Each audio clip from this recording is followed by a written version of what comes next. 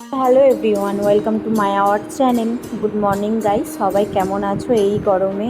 আশা করছি সবাই ভালোও আছো, আবার খারাপও আছো। তো আমি ঘুম থেকে উঠে ফার্স্ট ফ্রেশ হয়ে ব্রেকফাস্ট করে তারপর বড় ওইদিকে চলে গেল অফিসে। তারপর আমি এইদিকে ঘরগুলো একটু মোছামুছি করলাম। তো মোছামুছি করার পর আমি একটু স্নান করব, পুজো দেব। তো আজকে সারাদিন কি করব আর কি কাজ করব, তো সেটাই তোমাদেরকে শেয়ার করছি। আর হ্যাঁ, ভালো লাগলে লাইক কমেন্ট শেয়ার করতে কিন্তু ভুলবেন না।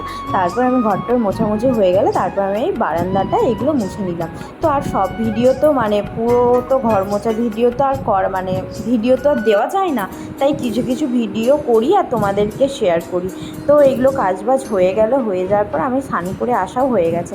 এইদিকে আজকে একটু ভালো করে আমি আজকে ফুলকো পকোড়া করব। তো আজকে দেখে নাও রেসিপিটা, তো তোমরাও এটা ট্রাই করতে পারো। বিশ্বাস করো গাইস, জাস্ট দারুণ। তো আমি বেশি কথা না বলে দেখতে থাকো। তো আমি 2 কাপ ময়দা নিলাম।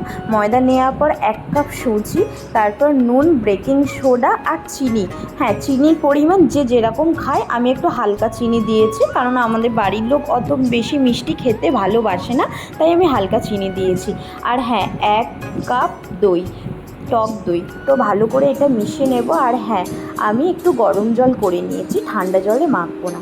তো যাই হোক গাইস, তারপর আমি এটা ভালো করে গরম জলে মাখলাম। তারপর হ্যাঁ, আর একটা কথা বলতে ভুলে গেছি, তারপর একটু সাদা তেল একটু ভালো করে মিশিয়ে তারপর আমি গরম জলে আস্তে আস্তে মিক্সিং করে তারপর আমি ওটা মাখবো। আর এইদিকে করব আলুর দম। প্রথমে আমি ফোড়নে দিয়েছি পেঁয়াজ, শুকনো লঙ্কা, তারপর ওইদিকে লবঙ্গ, এলাচ আর দারুচিনি তুমি দিতেও পারো, আবার নাও দিতে পারো। তারপর আমি একটু দিলাম জিরে। হালকা ভাজা ভাজা হয়ে গেল, তার মধ্যে দিয়ে দিলাম আলুটাকে ভালো করে ভেজে নেব। আর আলুর একটা জল বেরোয়, সেটার সঙ্গে পেঁয়াজের সাথে ভালো করে কষিয়ে নেব।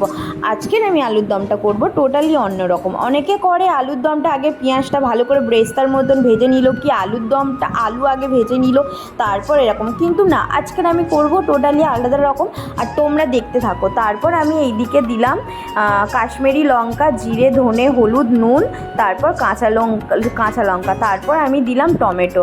তো টমেটো দেওয়ার পর গাইস দেখো, ভালো করে আমি এটা কষাতে থাকবো। ভালো করে কষানো হয়ে গেলে তারপর আমি যত সুন্দর কষাবে আলুর দমটা তত টেস্টি হবে। হ্যাঁ, আমি আজকে জল দেব, কিন্তু আজকে জল দেব খুবই পরে, সবার লাস্টে জলটা দেব। আর এই কষানোর মধ্যেই আলুটাকে সিদ্ধ করে নেব। তোমরা যদি এরকম ভিডিও করতে চাও আর তোমরা যদি এরকম টেস্টি আলুর দম খেতে চাও, তাহলে এইগুলো ভালো করে এই ভিডিওটা স্কিপ না করে তোমরা দেখতে থাকো। সত্যি তোমরা যদি বাড়িতে করো, জাস্ট দারুণ। এটুকুই বলবো, তো দেখতে থাকো। তারপর আমি এটা কি করলাম, আমি এটা ভালো করে মশলার সাথে ভালো করে কষিয়ে নিলাম। তো কষানোর পর হ্যাঁ, তারপর কিন্তু তোমাদের এটা বলতে ভুলে গেছে, আদা রসুন কিন্তু তারপরেই, মশলার পরেই কিন্তু আদা রসুনটা দিয়ে দেবে। তো দিয়ে দেওয়ার পর হালকা করে যখন আমরা কষিয়ে নিলাম, তারপর আমি এইদিকে দিয়ে দিলাম টক দই দেওয়ার পর তারপর তো আমি ভালো করে টক দইয়ের সাথে আলুটা ভালো করে মিশিয়ে নিলাম। তো মেশানোর পর আর কেউ টক দইটা বাদ দিয়ে ফ্রেশ ক্রিমও দিতে পারো। হ্যাঁ, ফ্রেশ ক্রিমটা দিলেও ভালো টেস্ট হয়। তো আমি আজকে ফ্রেশ ক্রিমটা দিচ্ছি না, আমার মনে হয় পকোড়ার সাথে একটু টক দইটা দিলে ভালো লাগে।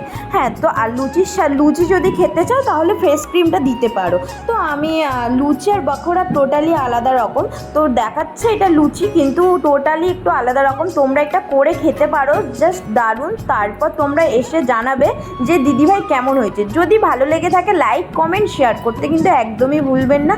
তারপর দেখো আমি কত সুন্দর ফুলকো লুচিগুলো করে নিচ্ছি।